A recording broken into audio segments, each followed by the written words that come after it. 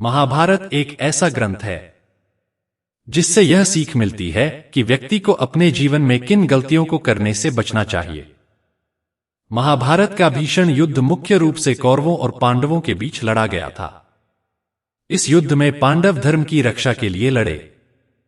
इस युद्ध में स्वयं भगवान श्री कृष्ण ने पांडवों का साथ दिया।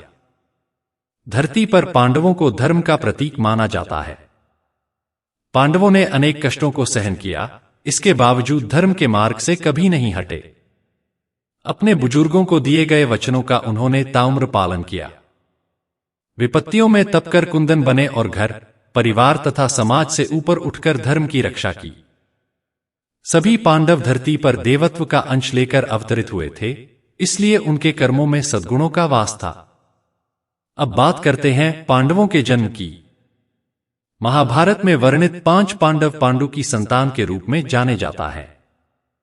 कौरवों की उत्पत्ति के साथ साथ पांडवों की उत्पत्ति को लेकर भी एक बड़ी ही रोचक कथा मिलती है। असल में इन पांचों का जन्म कुंती को मिले एक वरदान के कारण हुआ था। ये पांचों देव पुत्र माने जाते हैं। तो चलिए जानते हैं कि कौन सा पांडव किस देवता की संतान है। मिला था ये वरदान। एक बार ऋषि दुर्वासा कुंती की सेवा से बहुत प्रसन्न होते हैं। तब वह कुंती को एक मंत्र देते हुए कहते हैं कि इस मंत्र के जाप द्वारा तुम जिस भी देवता का आवाहन करोगी, तुम्हें उसी देव पुत्र की प्राप्ति होगी। बाद में कुंती ने इस वरदान का इस्तेमाल कर पुत्रों की प्राप्ति की, क्योंकि पांडु को यह श्राप मिला था कि जब तुम पत्नी को छुओगे तो तत्काल तुम्हारी मृत्यु हो जाएगी।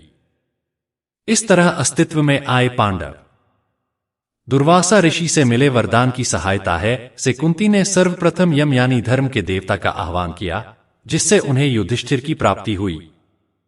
इसी प्रकार भीमसेन पवन देव के अंश थे। कुंती को अर्जुन की प्राप्ति देवराज इंद्र से हुई थी।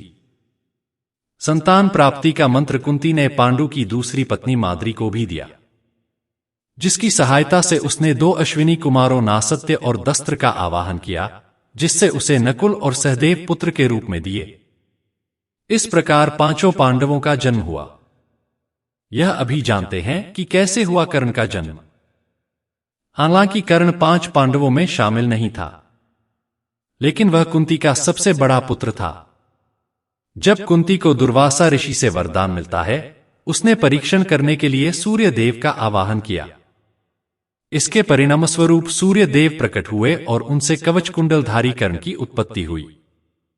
क्योंकि यह पुत्र कुंती को विवाह से पहले प्राप्त हुआ था, इसलिए उसने लोकलाज के डर से इस बालक को एक संदूक में रखकर नदी में बहा दिया, जो आगे चलकर कर्ण के रूप में जाना गया। अर्जुन पुत्र अभिमन्यु के बारे में जानते हैं। यह किन के अवतार थे?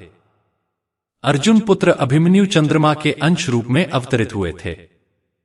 चंद्रमा ने एक बार तो अपने पुत्र वर्चा यानी अभिमन्यु को धरती पर भेजने से मना कर दिया था और कहा था कि मैं अपने प्राणप्रिय पुत्र को धरती पर भेजना नहीं चाहता हूं, परंतु इस कार्य से पीछे हटना उचित जान नहीं पड़ता, इसलिए वर्चा मनुष्य बनेगा तो सही, लेकिन धरती पर ज्यादा दिनों तक नहीं रहेगा। उस वक्त चंद्रमा ने कहा था कि इंद्र के अंश से नरावतार अर्जुन होगा, जो नारायणावतार श्री कृष्ण से मित्रता करेगा और मेरा पुत्र अर्जुन का ही पुत्र होगा। नरनारायण के न रहने से युद्ध में यह चक्रव्यूह का भेदन करेगा और बड़े बड़े महारथियों से युद्ध करने के बाद सायंकाल को आकर मुझसे मिलेगा। इसकी पत्नी से जो पुत्र होगा वही कुरुकुल का वंशधर होगा। सभी देवताओं ने चंद्रमा के वचनों का अनुमोदन किया। धृष्टद्युम्न अग्नि के अंशावतार थे, तो एक राक्षस के अंश से शिखंडी का जन्म हुआ था। विश्वदेवगण द्रौपदी के 5 पुत्र प्रतिविंध्य, सुतसोम, श्रुतकीर्ति, शतानिक और श्रुतसेन के रूप में पैदा हुए थे। देवादिदेव सनातन पुरुष भगवान नारायण के अंश से श्री कृष्ण अवतीर्ण हुए। इंद्र की आज्ञानुसार अप्सराओं के अंश से 16,000 स्त्रियां उत्पन्न हुई थी। राजा भीष्म की पुत्री रुक्मणी के रूप में लक्ष्मी जी और द्रुपद के यहाँ यज्ञकुंड से द्रौपदी के रूप में इंद्राणी उत्पन्न हुई थी। कुंती और माद्री के रूप में सिद्धि और धृतिका का जन्म हुआ था। मतिका का जन्म